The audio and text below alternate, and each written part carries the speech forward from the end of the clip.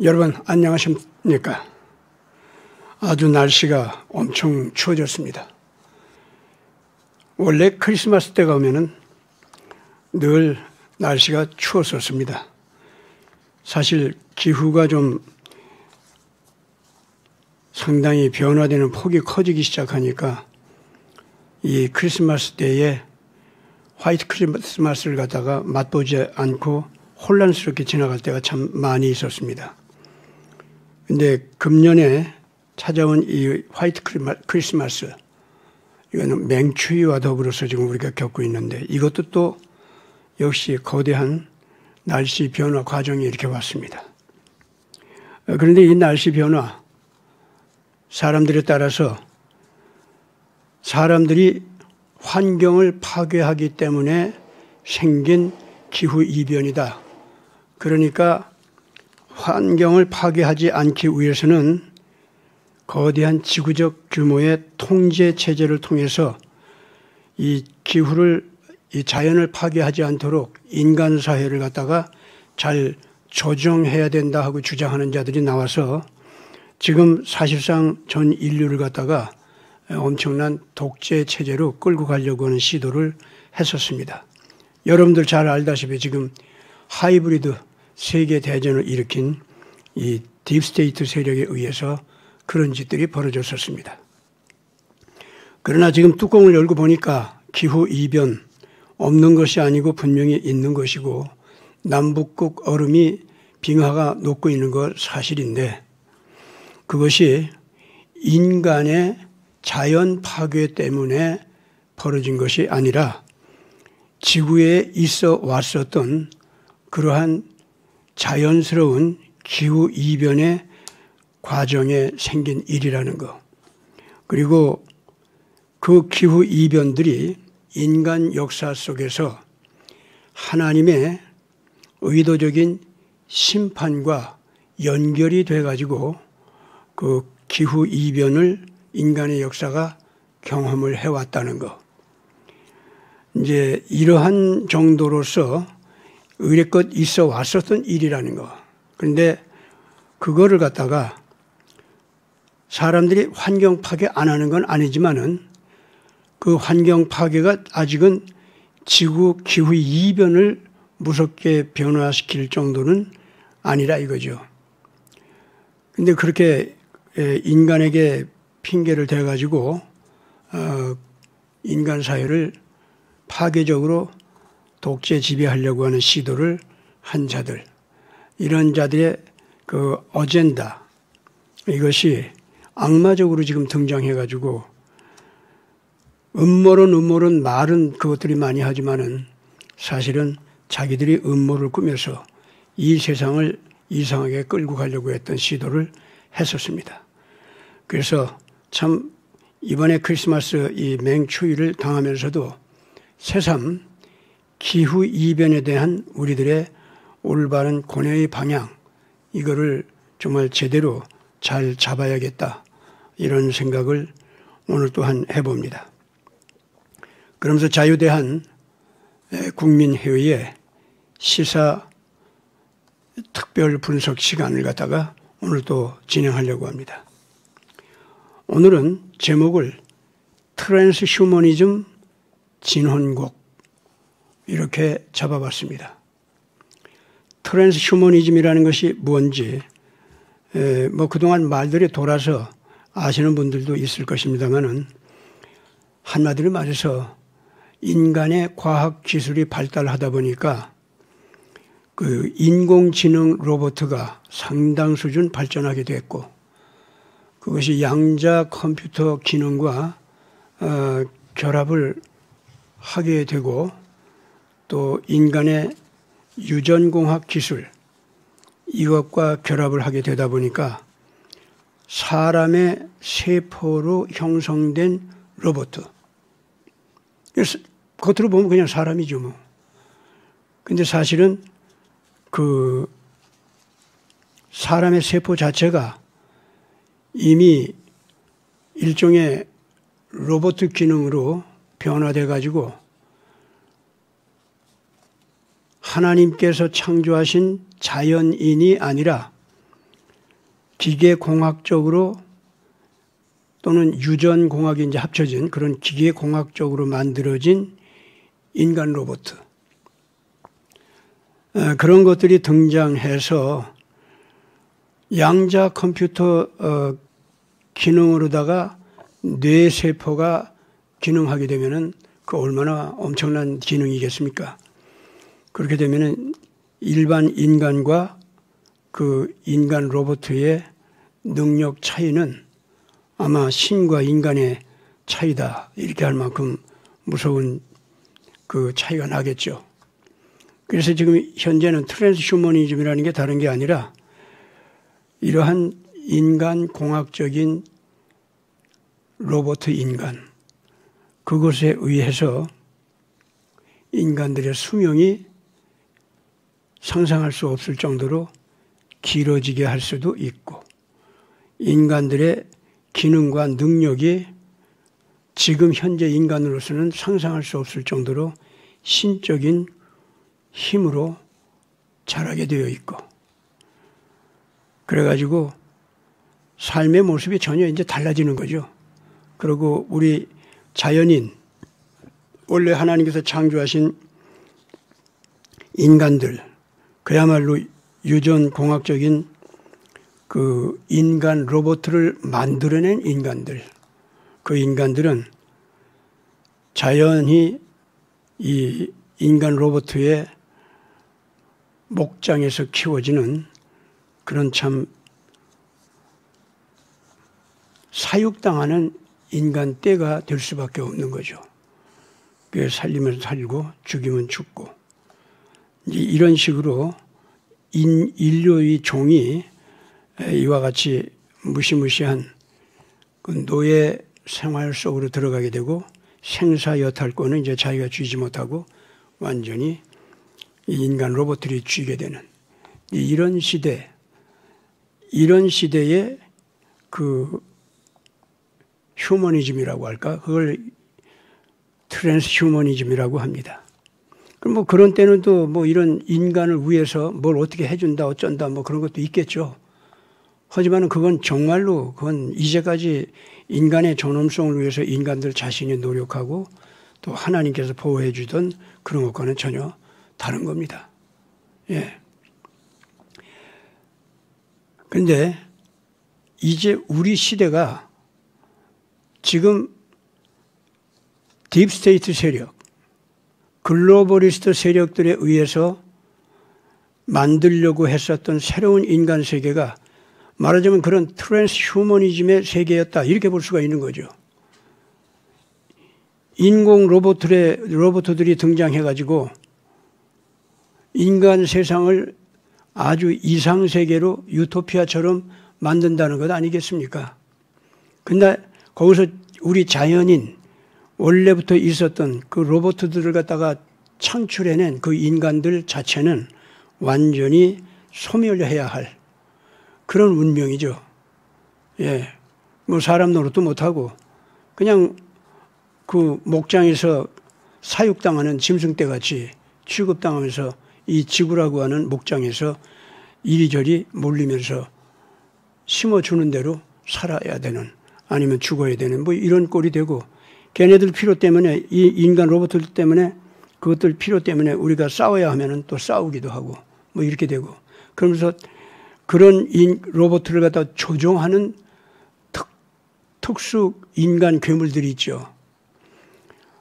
그 인간 괴물들을 위한 먹이떼가 되어야 되고, 이제 이런 아주 정말 생지옥, 아주 악마의 세계가 그대로 지구상에 펼쳐지는 그런 시대를 바라보는 것이 트랜스휴머니즘의 세계다, 이렇게 보면 됩니다. 그러나 그 인간들에게는 가장 아름다운 낙원이겠죠. 그런데 오늘 시사해설 제목은 그러한 트랜스휴머니즘 진혼곡이다, 이렇게 잡았습니다. 이미 이런 트랜스휴머니즘의 파멸, 그것을 알려주는 리퀴엠, 즉 진혼곡, 죽음을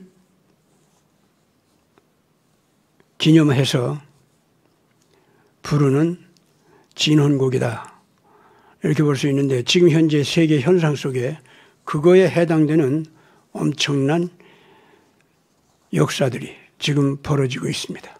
그거는 성경에서 그 예언한 그대로 진행이 되고 있습니다. 성경에서 예언한 이 엄청난 역사 진행은요, 우리가 알아둬야 될 것이 있습니다.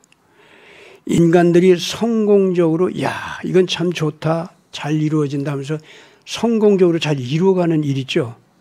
그거를 통해서도 예언은 이루어지고 동시에 야, 이것은 안 되는구나, 파멸되는구나, 큰일 났구나, 망하는구나, 막을 수가 없네 하면서 인간들이 슬퍼하는 어떤 사태가 벌어지고 마는 것, 그것도 성경에서 예언된 대로 나아가는 현상이라고 하는 것을 우리가 알아야 됩니다.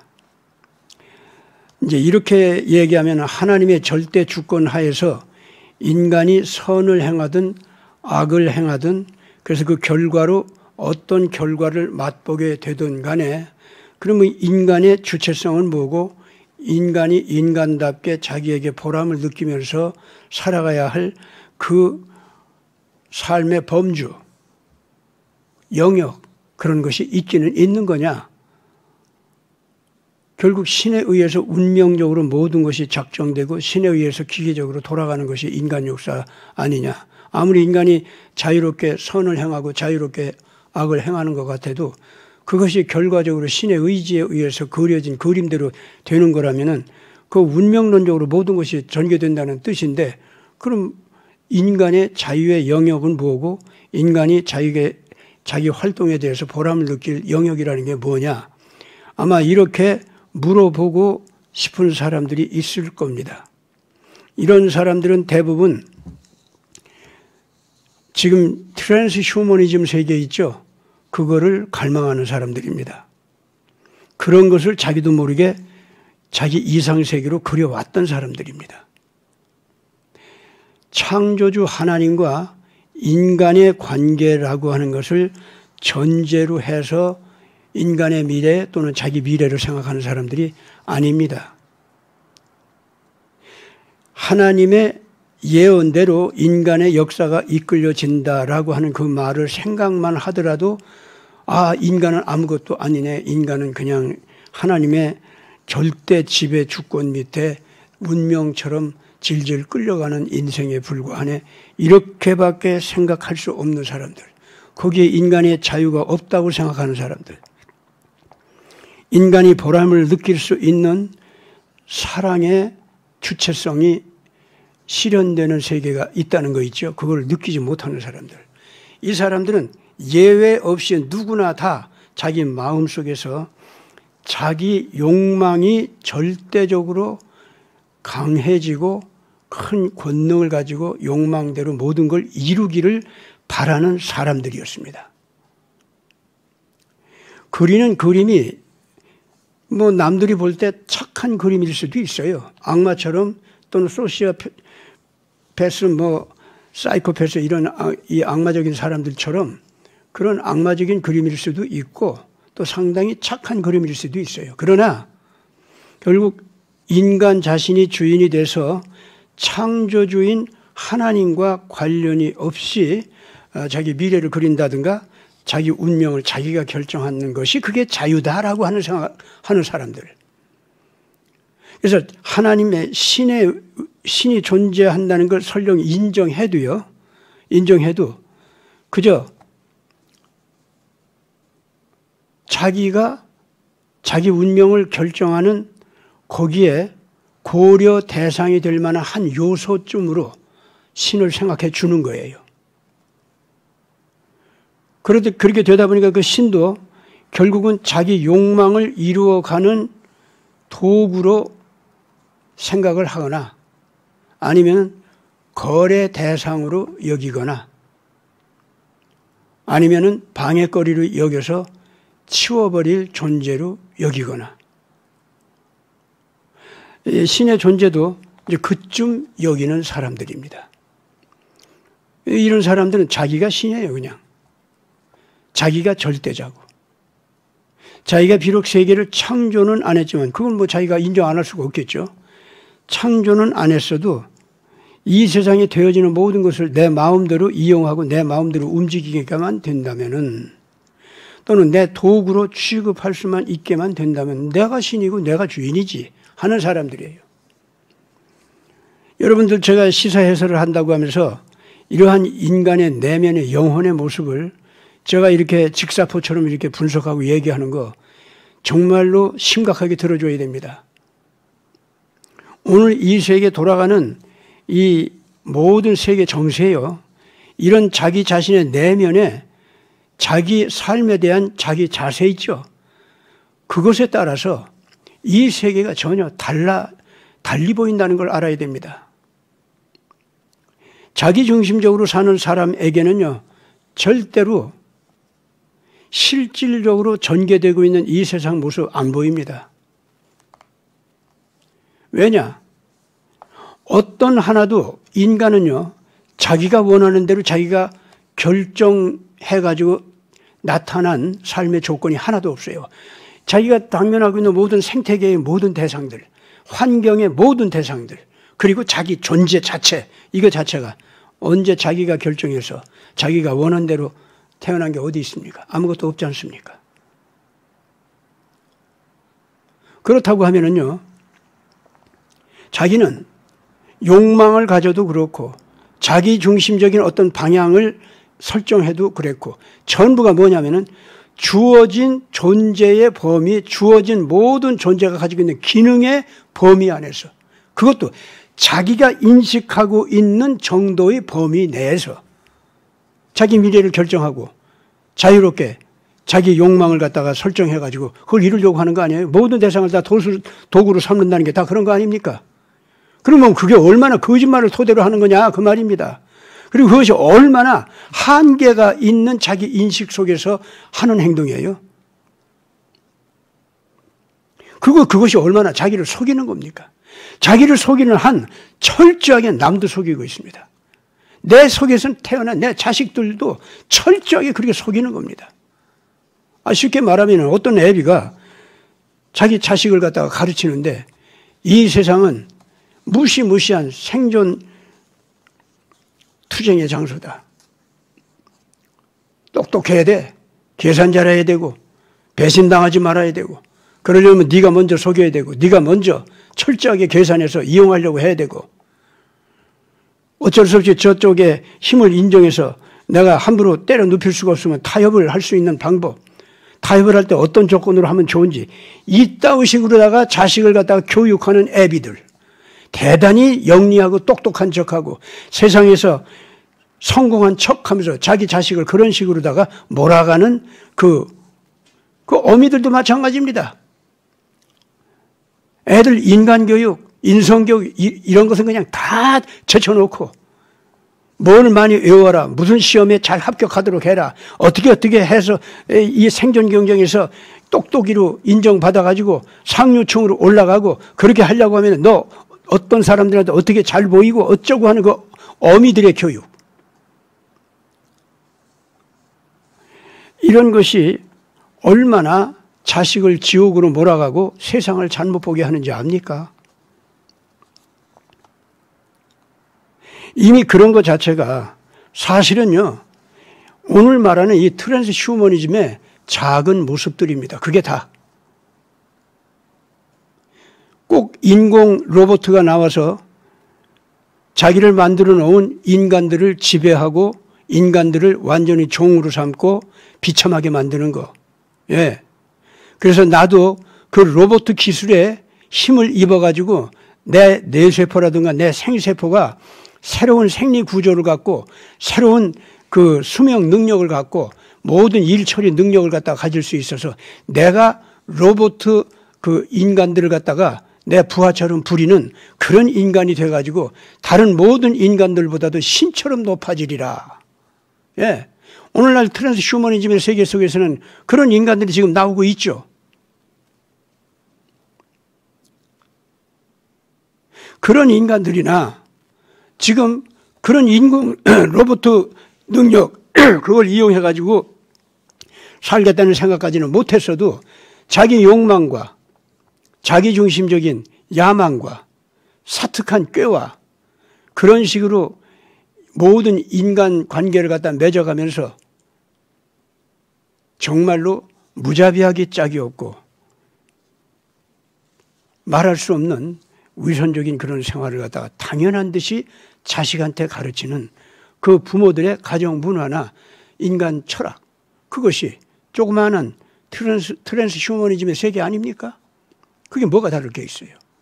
옛날 성경에 바벨탑을 인간들이 쌓았을 때 하나님께서 그 바벨탑을 무너뜨려 버리고 인간 언어들이 서로를 통하지 않게 혼잡하게 했다. 성경에 바로 그것이 기록이 되어 있는데 그것은 사실이라는 것이 인간의 실질적인 다른 연구를 통해서도 이제는 자꾸 드러나고 있습니다. 그런데 바로 그 바벨탑을 쌓았던 그 인간들의 철학, 그게 바로 오늘날 이 트랜스 휴머니즘과 사실상 뭐가 다른 게 있습니까? 다르다고 하면은 지배층에 있는 인간들이 피지배층에 있는 사람들을 지배하는 수단으로, 그때는 이런 인공 로봇을 만들어낸 기술이 없었기 때문에 폭력적인 지배력을 가지고, 그리고 아주 천재 영웅들의 악마 같은 지략을 가지고서 지배한 것뿐이죠. 오늘에 와서는 그것이 첨단 과학기술 힘을 입어가지고 이제는 완전히 그 인공 로봇, 그 첨단 기술을 가지고 한 인간 괴물 집단이 다른 여러 자연인들을 지배하겠다고 하는 것, 그게 좀 다를 것뿐이에요. 오늘 우리가 지금 한국에서 겪고 있는 이 이상한 그 고려 연방으로 가자고 하고 중공 예속 국가로 가자고 하는 좌우파의 금수저 부패 권력자들, 이들이 지금 한국 안에서 자유민주주의 정통성을 찾겠다고 지금 현재 태극기를 들고 외치는 절대 다수의 국민들을 밟아 누르면서, 그리고 비웃으면서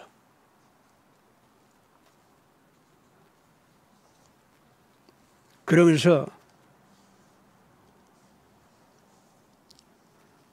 자기 자신을 최면을 걸어가지고 나는 무슨 자유민주주의 어쩌면서 태극기 들고 저 주책 떠는 것들, 나는 자신 있게 이길 수 있는 지능이 있어, 지략이 있어. 이미 쟤네들은 나한테 이제 당하는 거야. 우리 숫자가 몇 명 안 되더라도 좌우 금수저가 돼가지고 저것들을 찍어 누른 우리 정치적인 전략을 한번 봐. 한국 벌써 우리가 삼켰어. 북한 평양 세력하고 좀 이용해가지고 완전히 빨리 지금 한국을 이 공산화시키고 우리가 지배하려고 했더니 북한 저것들이 그냥 저들끼리 망해갈 정도로 저렇게 분열하고 형편없어지니까 저것들을 써먹을 수가 없네. 아마 문재인이가 북한하고 평양하고 서로들 손잡고 할 때는요, 거기 넙죽절하면서 우리는 당신들이 시키는 대로 다 하겠습니다. 그랬겠죠. 그러나 그 가슴속에서 돌아오면서는 씩 웃으면서 분명히 그랬을 겁니다. 내가 너들한테 넘어갈 것 같으냐? 지금은 너들한테 이렇게 다 절하고 너들 시키는 대로 하는 척 한다. 그건 한국에 하도 자유민주주의 좋아해가지고 그쪽으로 가려고 하는 백성들이 많아서 지금은 너들 힘을 빌리기 위해서 내가 이런다. 그러나 일단 남한을 한번 사로잡고 북한 쪽과 통하는 척하고 손잡기 시작해서 남한 국민만 콱 누르는 순서가 와봐라. 그때는 평양 너들도 우리 정치적인 전략과 술책에 따라서 그냥 넘어뜨려버리고 사정없이 내쳐버릴 수 있는 전략을 또 우리가 가지고 있지. 이 무리들은요, 그러고 있었을 겁니다. 그러면서 자기네들 무기로다가 세계적인 거대한 딥스테이트 세력, 걔네들하고 잘 합쳐가지고 평양 저 미련한 것들쯤이야 얼마든지 때려치울 수 있다고 그렇게 아마 여기고 있었을 겁니다. 그렇지만 지금쯤 이 한국에 있는 문재인 무리들은요, 우선 평양에 있는 저 무리들이 다시는 일어설 수 없을 정도로 군산 복합체로부터, 즉 딥스테이트 세력으로부터 도움을 받을 수 있는 모든 기회 다 파괴되고 말았고, 어쩔 수 없이 그래서 트럼프 눈치를 보면서 나 좀 살려주세요, 여기까지 갔었던 것을 지금 다들 알고 있죠. 문재인 무리들은 모르는 거 아닙니다. 그러면서 평양은 지금 현재 저들끼리 또 쌈박질이 벌어져 가지고 서로들 군산 복합체들이 미워서 저들을 배신했다고 평양을 갖다가 없애버리고 다른 세력을 세워서 저들이 지배하려고 하는데 이미 트럼프에 휘둘리니까 이 군산 복합체들은 어쩔 수 없이 힘을 쓰지 못하고 있는 상황을 평양 세력들도 다 알거든. 중공이야 더 싫어하고요. 예, 이것들은 뭐 김일성, 김정일 대를 이어서 중공은 필요해서 우리가 이용하기 위해서 거기 손잡고 있을 뿐이지, 저것들은 사실은 미 제국주의보다도 우리한테 더 원수다. 때만 오면은 저것들은 우리가 완전히 그 가슴에 칼을 찔러야 된다. 평양이 원래 그러고 있었죠. 그렇기 때문에 군산 복합체가 힘을 못 쓰고 키신저 무리가 힘을 못 쓰고 이제 트럼프에 의해서 완전히 분열이 돼서 저들 내분이 벌어지고 미국에서 쫓겨나고 유럽에서도 막 흔들려 쫓겨나가고 이렇게 되는 걸 보고, 특히 이제 그 평양에서는 어떤 일이 벌어졌냐면요, 그동안 엄청나게 많은 사람들의 장기 판매, 엄청나게 많은 사람들의 피를 판매하고 어린 아이들을 갖다 바쳤을 겁니다. 북한 사회라고 하는 것이 이 딥스테이트 세력이 필요로 하는 인명, 인간을 살상해서 먹이로 바쳐야 되는 거 있잖아요. 피도 바치고 살도 바치고 하는 거. 아마 이런 것을 재물처럼 바치는 그런 공장 중에 하나가 북한 사회였을 겁니다. 그런데 그 범죄가 트럼프 진영에 의해서 다 드러나가지고 이제는 그런 범죄를 통해서 돈을 벌고 군산 복합체의 애지중지 사랑을 받는 그런 상태도 이제는 지나가고 말았다는 거. 북한에서 저지른 그 인권 범죄 수준이 아니라 사람 생명을 인간 괴물들에게 그동안 바쳤던 거 있죠. 그 범죄. 이것이 이제 드러나면은 진짜 평양의 권력층은, 그건 평양 김씨 가문만이 아닙니다. 김씨 가문만이 아니고 평양의 특권층 세력은 정말 이제는 완전히 징벌을 받아야 할 대상일 뿐입니다. 그것들은 살아남을 수가 없습니다. 왜냐? 북한에 있는 사람의 생명을 어린애들부터 시작해서 어른에 이르기까지 장기 판매, 인간 피를 판매하고 고기를 판매한 것. 아마 그렇기 때문에 정치범들, 양심범들, 신앙범들, 그러니까 크리스찬들이 엄청나게 많은 저 인간 괴물들의 먹이로 바쳐졌을 겁니다. 앞으로 이제 그 드러나는 걸 보면 아마 무서우리라고 봅니다. 평양이 그런 먹이를 바치는 곳 중에 가장 대표적인 곳 중에 하나였으니까요. 그 범죄는 말로 못합니다. 그래서 지금 얘네들이 트럼프하고 연결이 되다 보니까 트럼프밖에 자기네들을 봐주면은 살 수 있는 길이 없으니까 문재인 무리까지도 발로 차버리면서 트럼프 앞에 충성 경쟁을 하는 그런 쌈박질을 평양 내부에서 벌리고 있었다는 거 우리가 알아야 됩니다. 그리고 지금 현재 하도 전 세계로부터 문을 닫아 걸고 살았기 때문에 이 군산복합체가 인간 괴물들이 돼가지고 인간을 잡아먹으면서 트랜스 휴머니즘의 새로운 세계를 만들어가고 있다가 트랜스 휴머니즘이라는 것이 엄청난 범죄로 드러나게 가지고 그거 자체가 징벌 대상이 되어 있다는 거. 이런 것을 점점 알게 되면서 야, 그러면은 트럼프가 우리를 좀 봐준다고 했었는데 이거 정말 트럼프가 우리를 봐줄 수 있을까? 봐준다고 하면은 얼마 동안이나 봐줄까? 봐준다고 하면 어느 정도까지 우리를 봐줄까? 이래가면서 이 트럼프한테 절을 하면서 우리 좀 봐주십시오 하는 것도요, 굉장히 또 겁이 나 있었을 겁니다. 어떻게 하면 좋을까? 근데 마침 푸틴이 등장한 거예요. 푸틴이 등장해가지고, 그래가지고 이 러시아 우크라이나 전쟁에 너희들이 우리를 도와라. 그러면은 트럼프 앞에서 평양이 살아남을 수 있는 기회나 길도 열어주마.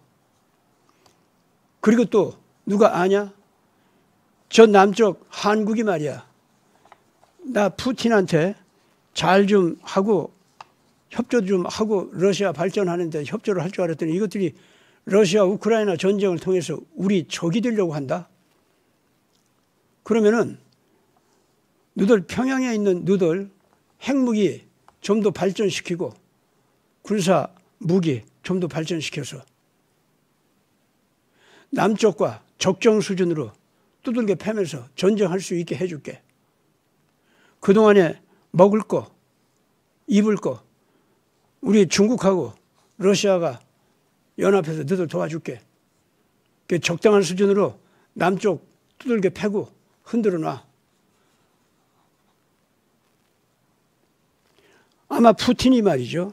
시진핑하고 같이 슬그머니 지금 트럼프의 압력 때문에 너무나도 시진핑이 이제 망하게 생겼으니까 푸틴이 그렇게 연합해서 기회를 만들자 하니까 그렇게 할까 하면서 평양을 바라보면서 너 그렇게 협조할 거냐 안 할 거냐 아마 이런 관계 정도로 지금 나가고 있다고 봅니다. 그 푸틴은 그런데 사실은 러시아에서 장기 독재를 하는 면에서는 트럼프하고 맞지를 않아요. 또 푸틴이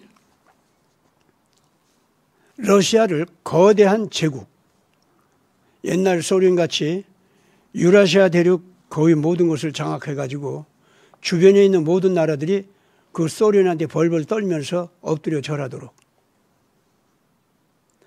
그런 식으로다가 유라시아 대륙 거대 제국 세력으로 다시 등장하려고 지금 푸틴이 그런 욕심을 내고 있습니다. 그런 면에서는 지금 이 트럼프하고 안 맞아요. 동시에 그런 야망 때문에 우크라이나하고 전쟁을 하는데 우크라이나가 러시아를 소형 핵무기나 화학탄이나 독가스요 또는 그 생물학탄, 바이러스요 이런 걸 가지고 러시아를 절대적으로 파괴시켜버리는, 파멸시켜버리는 이런 전쟁을 획책하고 있었단 말이에요. 그런데 그것이 바로 딥스테이트하고 한 거야. 인간 살육을 하면서 독재 지배를 하려고 하는 딥스테이트. 오늘날 그 글로벌리스트하고 어울려서 우크라이나가 바로 러시아를 그렇게 쳐들어오려고 한 거예요. 그런데 마침 트럼프는 그 딥스테이트하고 싸우고 있었고 그 아바타 노릇하는 중공하고 싸우고 있었거든요.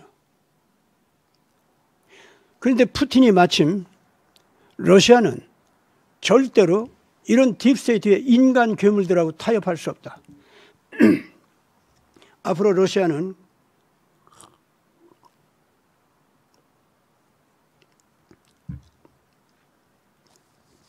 인간 악마 집단들하고 같이 살 수 없어. 공산주의를 버리고 기독교 신앙 쪽으로 들어가고 기독교의 보수적인 윤리관, 그것이 인간을 인간답게 살게 하는 문화를 만들게 하고 사람을 착하게 만드는 바른 가치관이니까 우리는 그것으로서 러시아를 다시 세울 거야. 푸틴이 그런 쪽으로 간 것은 전 세계가 환영할 만한 일이고 동시에 트럼프가 그걸 아주 좋아했죠. 그렇기 때문에 푸틴은 이 딥스테이트 세력, 특히 딥스테이트 세력이 어린 아이들을 잡아먹고 그 피를 빨아먹고 인간신이 되려고 하는 아주 괴악한 짓을 하는 것을 갖다가 푸틴이 그걸 갖다 아주 정말 분노하고 싫어해요.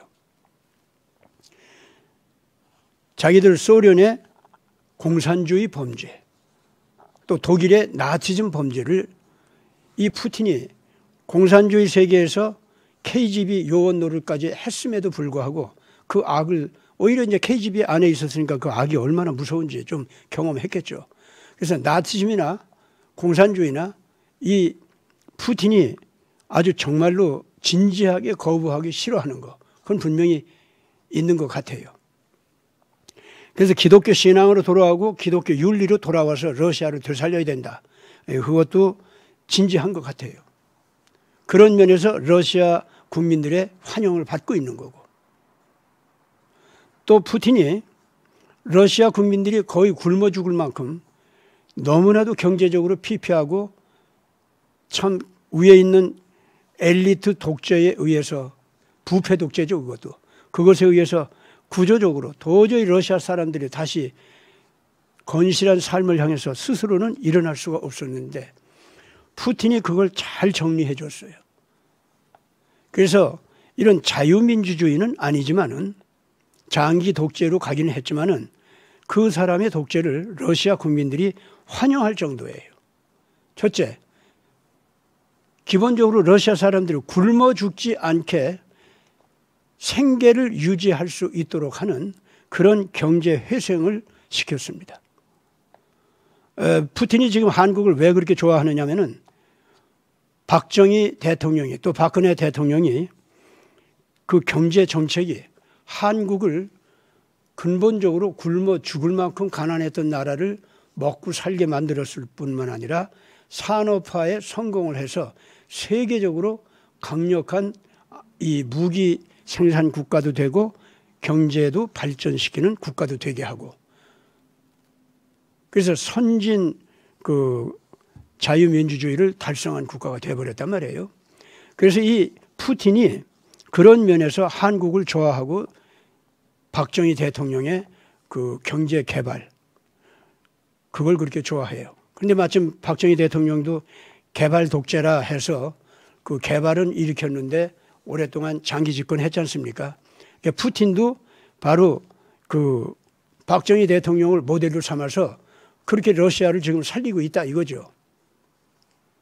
이제 그렇게 하면서 이 푸틴이 그만큼 그 러시아 국민들한테 지지를 받고 있는 겁니다. 또 하나 이제 그 푸틴에 대해서 할 얘기가 뭐냐면은 푸틴은요 동시에 어떤 일도 했느냐면은 전쟁을 몇 차례 겪었습니다. 푸틴 집권 기간 동안에. 그런데 주로 그것은 구소련 연방 내에 있던 나라들이 독립해서 나간 국가이거나 아니면은 독립을 하려고 러시아 내부에서 독립운동을 하고 있는 그 공화국들이었어요. 그 반항하는 러시아 연방 내에 그 독립을 지향하는 그 연방 내의 그 공화국들, 거기하고 그냥 군사력을 무자비하게 사용해서 전쟁해가지고 그때마다 뭐 체첸 공화국이다, 또 그루지아다, 뭐 이런 데를 갔다가 그 다음에 이제 크리미아다 이런 데를 갔다가 사정시에 두들겨 펴가지고 통합을 시켰습니다. 그때마다 러시아 국민들이 소련이 멸망하면서 러시아가 세력의 위축이 되고 경제적으로 위축되었을 뿐만 아니라 영토도 이제는 연방 내에 있었던 국가들이 독립해서 나가는 바람에 많이 잃어버렸잖아요. 그래서 이제 러시아 사람들이 야, 우리는 큰일 났다. 굶어 죽게 생겼네. 그리고 이제 러시아는 망하네. 이런 피폐의식, 좌절 속에 있었는데 푸틴이 등장해가지고 먹고 살게 해주면서 구소련 연방 내에 있던 그 국가들, 공화국들 영토를 다시 회복을 하고 거기에서 반항하는 것을 눌러버려서 그래가지고 이 옛날 러시아 제국의 영토도 회복하고 국가 힘도 재생하는구나. 이런 안도감을 갖게 하면서 러시아 국민들이 그 전쟁을 할 때마다 사람들은 많이 죽어나갔는데도 불구하고 그렇게 푸틴을 지지하는 그 지지율이 높아졌었습니다.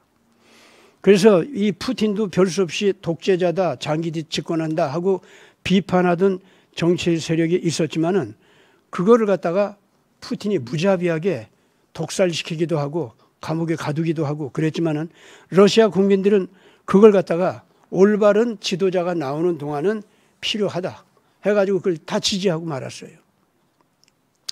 이러한 푸틴에 대한 러시아 국민들의 지지, 이걸 힘입어가지고 푸틴이 드디어 자기의 러시아 내부 그 정책, 그 다음에 해외 정책, 국제 정책, 이거 모든 거에 대해서 이론적으로, 사상적으로 밑받침하는 그러한 소위 지정학 이론을 갖다가 채택을 합니다. 그래가지고 그걸 가지고 국민들한테 자기 장기 집권과 사실상 독재, 그거를 정당화시키는 그러한 국가 철학으로다가 퍼뜨려요. 알렉산더 두긴이라는 사람의 소위 지정학 이론이라고 하는 것이 바로 그겁니다. 그래가지고 그거를 토대로 해가지고 해외를 향해서는 푸틴이 뭐라고 얘기하느냐면은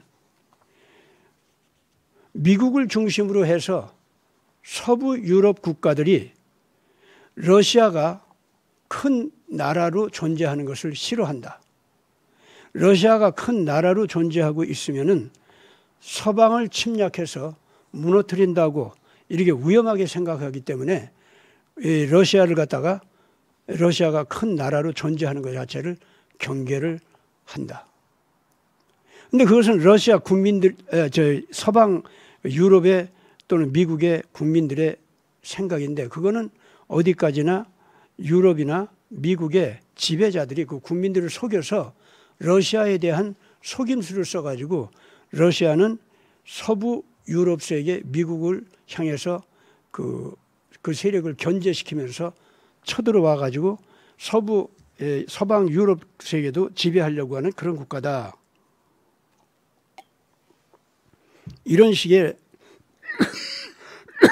루소포비아, 러시아 공포증 또는 러시아 혐오 증세, 이런 걸 가질 수 있도록 그 지배자들이, 서방의 지배자들이 서방의 국민들을 속인 거다 이거예요.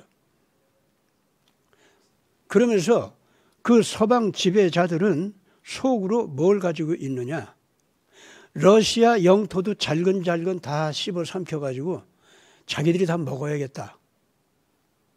요 서방 지배자들은 러시아 포비아를 갖다가 국민들이 갖게 하면서 러시아에 대해서 적대감 내지는 경계심을 갖게 하면서 저들 속으로는 러시아를 비웃으면서 러시아도 잡아먹어야지. 그러려고 하면은 러시아를 갖다가 때려 부술 수 있도록 국민들의 지지를 받아야지.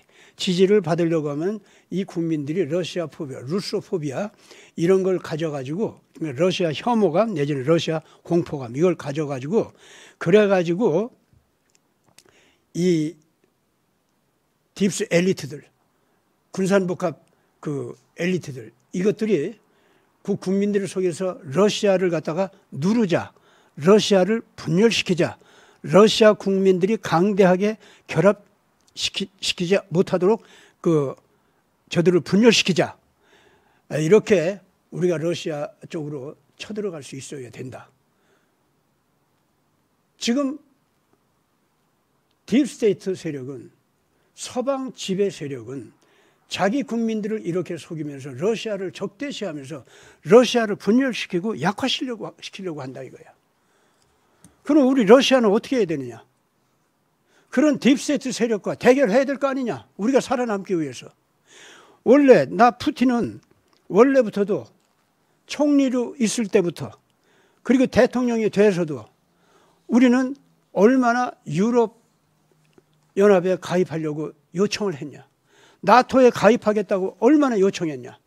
우리는 이 유럽과 친하게 지내려고 얼마나 간구했냐.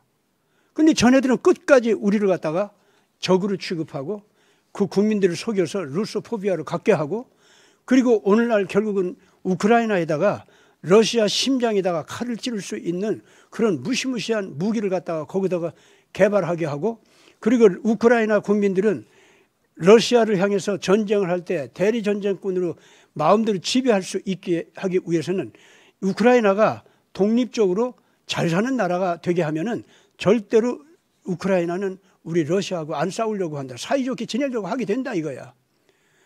그러면 우크라이나가 강해지면서 러시아하고 친해지게 되면은 서부 유럽에 또 우크라이나도 러시아 편이 돼가지고 서부 유럽을 괴롭히게 되는 셈이니까 이 우크라이나를 지금 속여가지고 우크라이나를 갖다 국민들을 약화시키고 속이고 그래서 우리 러시아를 이게 찌를 수 있는 칼로 갈고 닦고 만들었다. 지금 우크라이나를 그렇게 만들었다.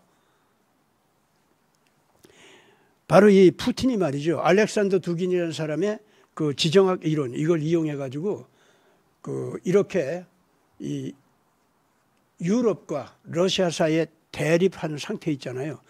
이런 걸 갖다가 그 러시아 사람들한테 이해를 시키고 그걸 갖다가 가르쳤던 겁니다. 그 푸틴이 말이죠. 아이고 그 러시아 사람들 그 설득하고 하는 거 보면 대단합니다. 그 사람은 60대 중반부터 지금 70대가 된 걸로 아는데 70대 초반이 된 걸로 아는데 이 사람요. 그동안 이 뭐 50대 후반부터 이제 그 권력을 잡기 시작했고 그런데 지난 한 20년 이상을 이 사람 이 러시아를 지배하면서요. 국민들과 소통하는 기자회견을 하는 거 보면요. 누구나 다 놀랍니다. 정말로 이 푸틴이 세계 정세를 설명하는 거 있지 않습니까? 그걸 들으면 유럽 국민들까지도 다 놀래요. 그래서 푸틴이 자기 러시아 국민들을 맞상대해가지고 짧으면 4시간이고 길면 6시간이고 전 러시아 연방에서 말이죠. 모든 지역에서 자유롭게 기자회견하는 자리에 뭐 디지털 문화 시대니까 이제 막 그런 걸로 연락을 해가지고 그냥 현장에서 질문하면 대답을 하고 어떤 문제에 대해서 해결해달라고 요청하면 그 자리에서 대통령이 명령을 내려가지고 어느 공화국 무슨 문제 어떻게 해결하라고 아예 명령을 내려버리고 이렇게 해결을 해주고 막 그래요. 마치 암행어사가 말이죠. 거기에 출두한 것 같이. 그러면서 지금 제가 얘기한 이런 알렉산더 두긴의 그 지정학 이론, 그 다음에 기독교 이론, 막 이런 걸 합쳐가지고 얼마나 설득력 있게 국민들을 갖다가 매료시키는지 말도 못합니다. 바로 얼마 전에도 또 그런 걸 했더라고요. 한 4시간 동안 했어요. 무슨 뭐 푸틴이 죽을 병에 걸렸다고 얘기하는데 하나도 그런 병에 걸린 모습이 안 나타나요. 그러면서 그 설명하고 그러는 것이 야 정말 서방 세계의 어떤 대통령도 어떤 수상도 어떤 왕도요. 푸틴 못 따라갑니다. 정말 못 따라가요.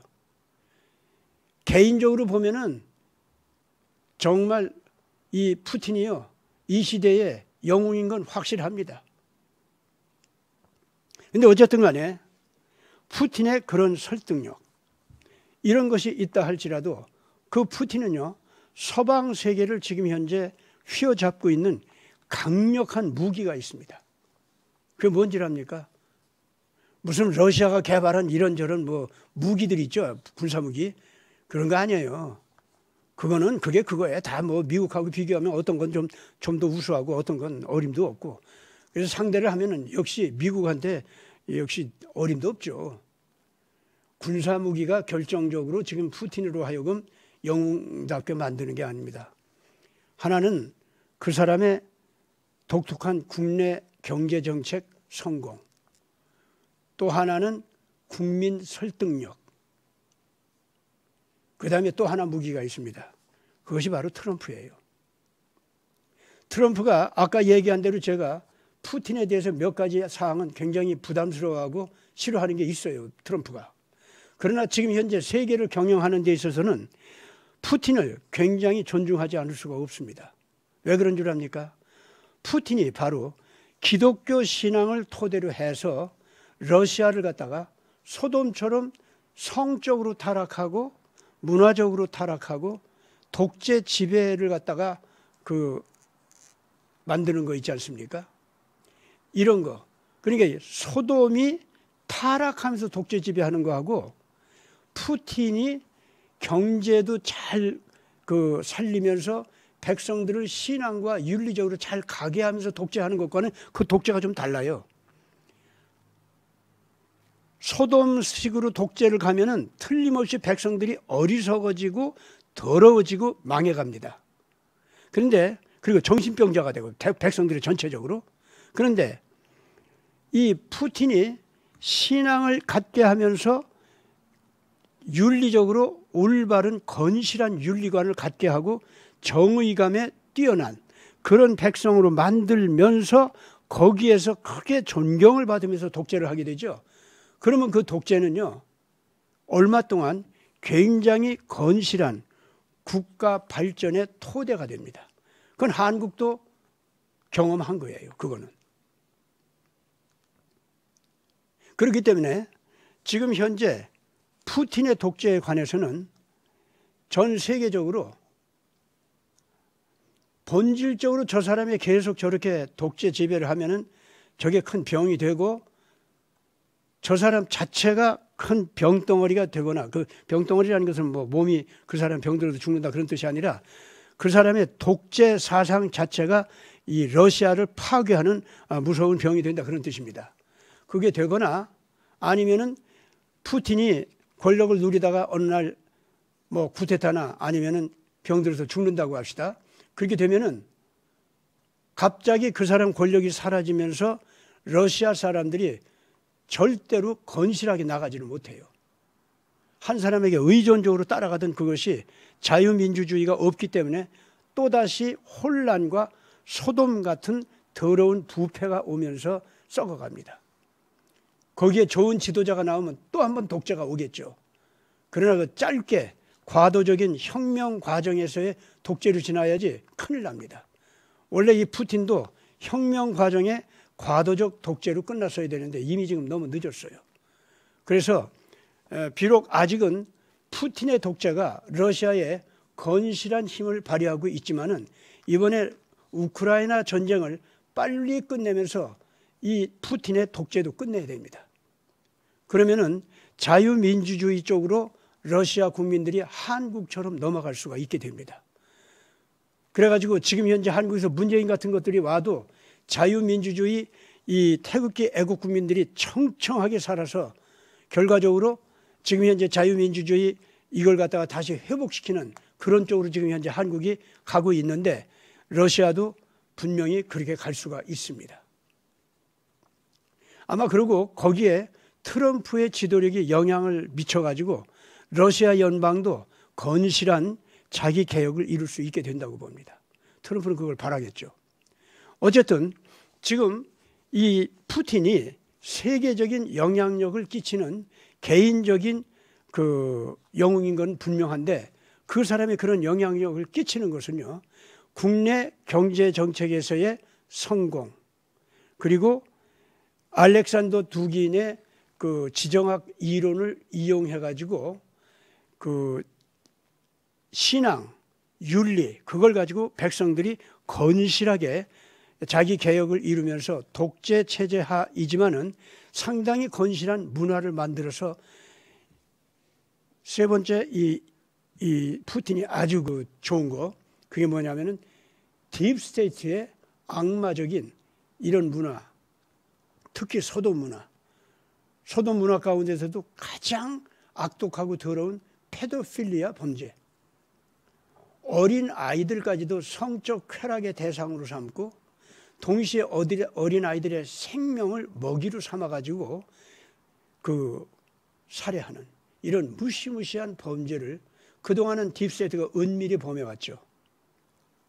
그거를 이제 앞으로 모든 백성들이 저분들은 신적인 위대한 분들이니까 사람을 먹어도 인정할 수밖에 없어. 이렇게 의식이 최면당해가지고 모든 백성들이 그렇게 될 정도로 공포감에 질려서 그 딥스테이트의 인간을 먹는 특권을 인정하는 이제 그런 데까지 아주 그 못난 인간들이 변하는 거. 그래서 완전히 소돔의 썩은 백성이 되는 거 있죠.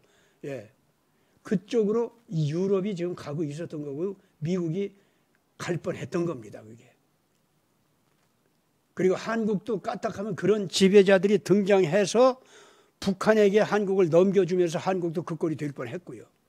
근데 지금 현재 한국이 그런 것들이 등장하다가 만 거예요. 지금 현재.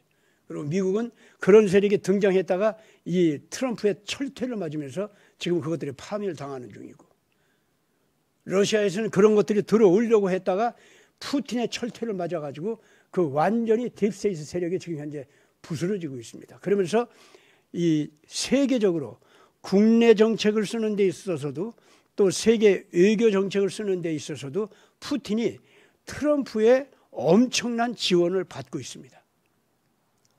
언제나 푸틴이 움직이고 있는데 그 뒤를 보면 트럼프가 받쳐주고 있어요. 트럼프가 푸틴을 분명히 싫어하는 게 있습니다. 지금 너무 이상하게 나간 게 있어요. 아까 제가 얘기한 그런 부분들입니다.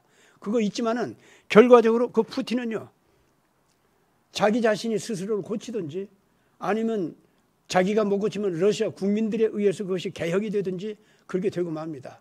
러시아는 이미 착한 백성, 착한 나라로 변하는 쪽으로 지금 돌아서고 있습니다. 러시아의 끝까지 이 우크라이나 같은 아주 악독한 딥스테이트의 그 독볼로지 같은 그러한 식으로 타락한 사람들도 있을 수 있습니다. 예, 있을 수 있지만은 그것이 언젠가는 착하게 살려고 하는 사람들과 완전히 갈라지게 됩니다. 갈라지기 이전의 그 개혁 과정, 거기에서 이 푸틴에 의해서 기독교화하고 기독교 보수 윤리를 가지고서 살게 된 러시아 백성들. 그래서 결과적으로는 푸틴의 독재 문제를 해결하고 자유민주주의 쪽으로 오는 러시아 사람들. 그 착한 러시아는 살아서 일어서게 될 겁니다. 한국과 트럼프의 미국과 그리고 전 세계에서 한국과 연합해가지고 새로운 발전을 하겠다고 하는 무수한 많은 나라들, 이런 나라들과 더불어서 러시아는, 착한 러시아는 앞으로 잘 발전할 수 있기를 바라고 그렇게 되리라고 봅니다. 오늘 제가 이 푸틴 얘기를 주로 하면서 실질적으로 한 가지만 더 얘기하겠습니다. 미국에서 딥스테이트 바이든 세력과 자유민주진영 트럼프 세력과 양보할 수 없는 죽기 살기, 그건 개혁이 아니에요. 그건 정말 엄청난 죽기 살기 전쟁입니다. 그 미국에서의 전쟁이 지금 전 세계적인 전쟁으로 지금 퍼졌죠. 그게. 푸틴도 그렇기 때문에 우크라이나에서 그 전쟁을 한 겁니다. 한국도 지금 현재 중공과 싸우고 북한과 싸우면서 심지어 이제 일본까지도 이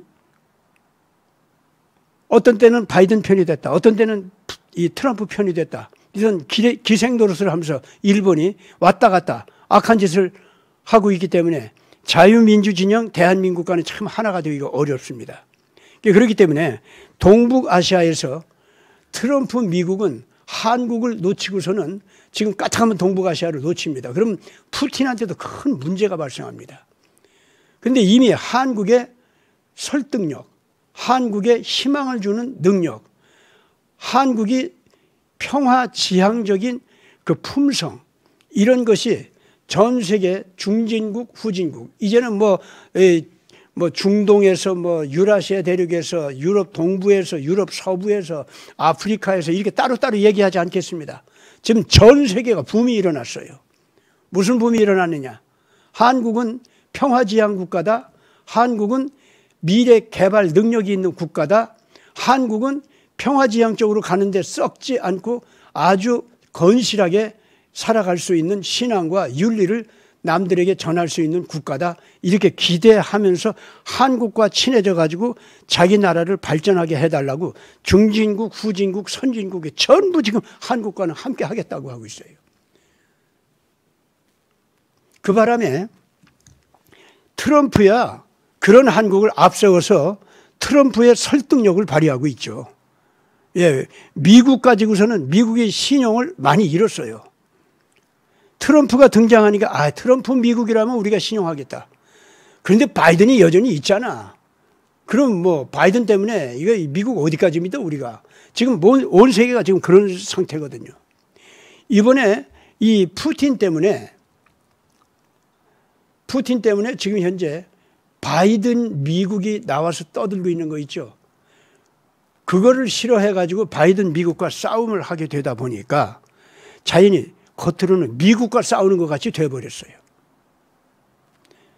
그래서 이 푸틴도 그렇고 중공도 그렇고 지들이 살아남자고 하다 보니까 중공 시진핑은 한편은 트럼프한테도 그냥 의도 터져가지고 이제 다 망해가게 생겼었고, 그래서 할 수 없이 트럼프한테 항복을 해야 되는데 바이든이 등장한 거예요. 바이든 등장한 것도 사실은 이 시진핑이 도와서 등장하게 한 거죠.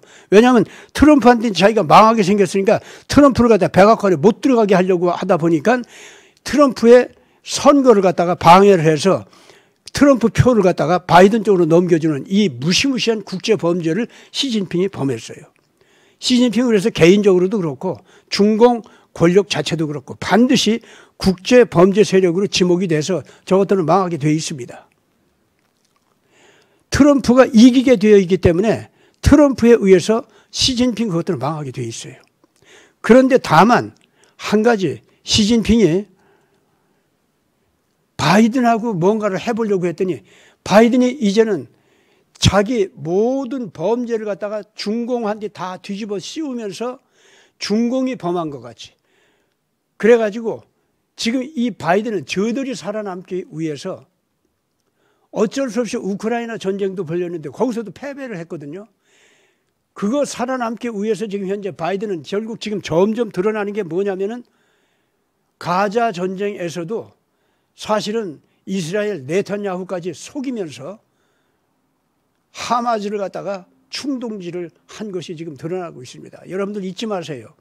네탄야후 수상도 그렇고 이스라엘 정권 전부가 지금 부르짖는 게 뭡니까? 군부에서도 전부 부르짖는 게 뭡니까? 이번에 가자 전쟁은 옛날 9.11 테러가 벌어졌을 때하고 똑같은 패턴으로 이 일이 벌어졌다. 다만 규모가 더 커졌을 뿐이다. 이렇게 얘기하잖아요. 왜 그 소리를 합니까? 9.11 테러에서 9.11 테러를 일으킨 겉으로 드러난 세력은 아랍의 알카에다 세력이었습니다. 알카에다가 범한 줄 알았는데 실질적으로 파고 들어가니까 미국 내부에 바로 미국의 거대한 힘을 훔쳐가지고 중공한테 넘겨서 중공이 무시무시한 미국의 상대적 힘이 될 수 있도록 중공의 세계가 벌벌 떨게 하는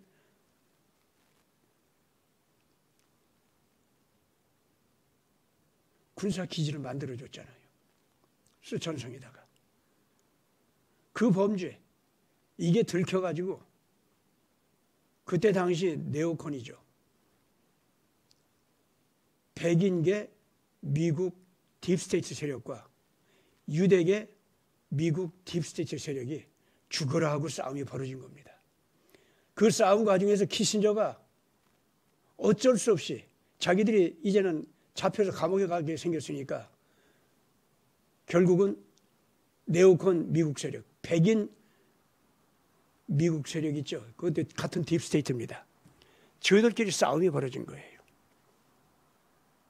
9.11 테러는 그렇게 해서 벌어진 것이 결국은 드러나기 시작했고, 네타냐후가 이번 가자 전쟁에서 똑같게 9.12 테러하고 똑같은 패턴으로 벌어졌다고 하는 것이 그 키신저 그룹의 후손인 바이든 딥스테이트 세력, 이것들이 하마즈를 갖다가 사주해서 그 무시무시한 유대인 학살을 벌이게 했다는 겁니다. 지금 네탄야후 뒤에서 바이든이 네탄야후 편을 들어가지고 뭐 미국 함대도 오게 하고 어쩌고 저쩌고 하고 있지만은요, 실질적으로 이 바이든은 후티 반군이 바이든 쪽을 공격하게 하면서 결국은 국제 다국정국 연합군을 만들어 가지고 중동 전쟁을 일으키려고 지금 획책하고 있습니다. 가자 전쟁을 확대시켜서 중동 전쟁 쪽으로 가자는 거죠. 다행스럽게도 지금 사우디나 이란이나 전부가 중동 전쟁으로는 안 가겠다 그러고 있습니다. 거꾸로 지금 그쪽이 그러고 있어요. 그래서 모두가 지금 이 바이든이 이런 악마 같은 일을 저지르는 걸 보고, 지금 그러니까 네타냐후도 어떻게 해서라도 가자 전쟁에서 모든 전쟁을 끝마치고 어떻게 해서라도 지금 이 전쟁이 확대시키지 않으려고 하다 보니까 헤즈볼라가 기어코 말썽을 후티 반군 같이 또는 하마즈 같이 이렇게 생겼거든요. 그래서 지금 헤즈볼라도 우선 좀 그 정리를 하고 그러면서 지금 새로 이 중동 전쟁으로 가지 않을 수 있는 아랍과의 그 평화회담을 할 수 있는 그걸 만들어 보려고 애를 쓰고 있는 거 아닙니까 지금? 당연히 트럼프는 나는 그쪽에서 애를 쓰고 있다고 봅니다. 이제 앞으로 좀 더 사태가 발전하는 걸 봐야 알겠습니다만은, 오늘 제가 트랜스 휴머니즘의 진혼곡이 들린다라고 하는 것은 바로 이 바이든 집단, 딥스테이트 전시한 집단, 이것들이 이제 갈 곳까지 다 가가지고 이제는 키신저 그룹, 키신저 세력의, 키신저 세대의 딥스테이트 세력은 그래서 세계에 경제공황 일으키고 세계적인 대전쟁을 일으키고 공포 분위기로다가 온 세계를 갖다가 찍어 눌러서 딥스테이트 지배체제를 만들려고 했던 그 키신저 세대의 세계 지배 책략, 이것이 전반적으로 이제 무너져가는 상황에 들어왔다. 그러니 이것은 딥스테이트 진혼곡이요, 트랜스 휴머니즘의 진혼곡이다. 제가 그렇게 한번 이름을 붙여본 겁니다.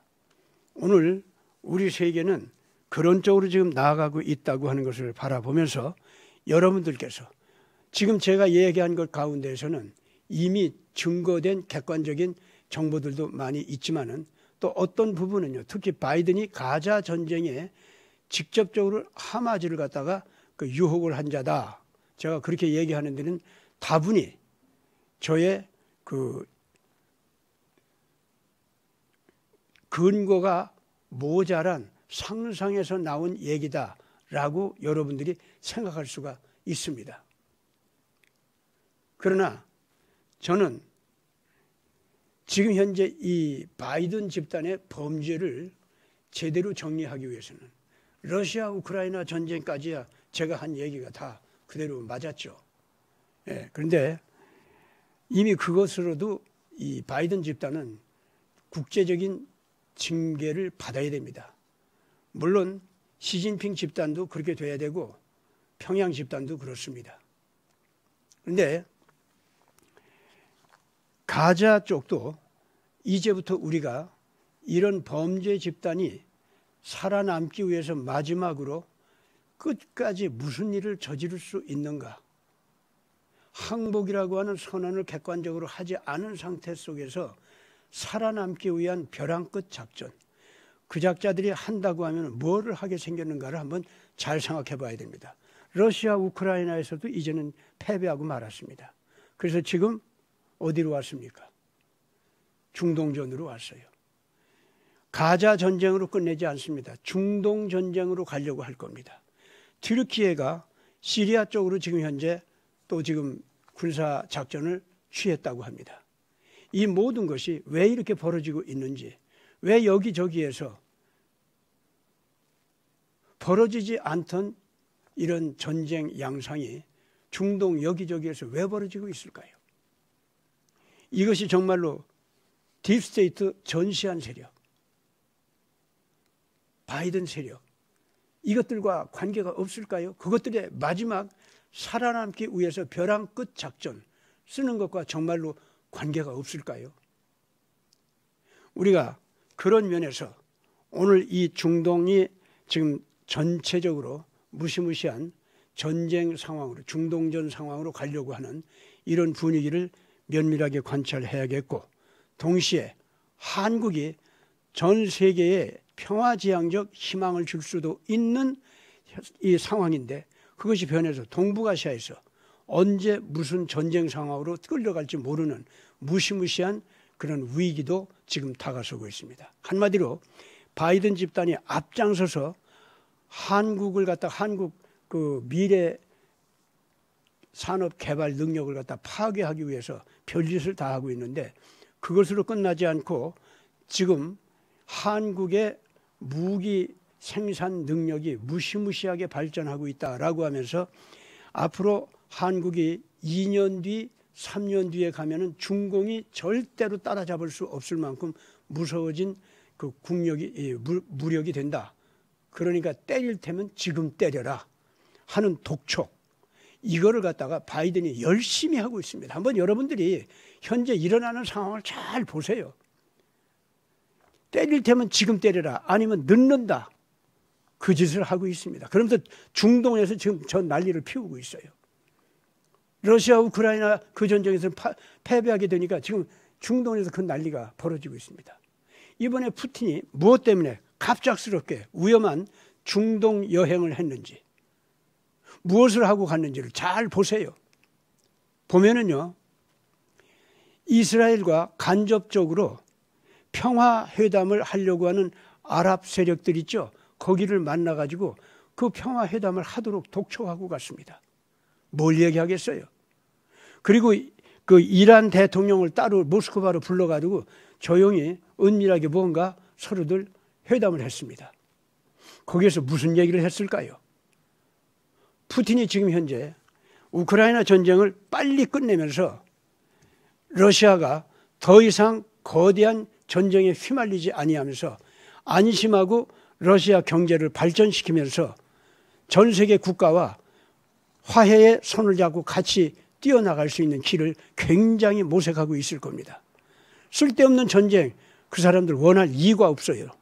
그래서 중동전이 벌어지는 걸 원하지도 않습니다. 이거는 푸틴과 트럼프가 똑같습니다.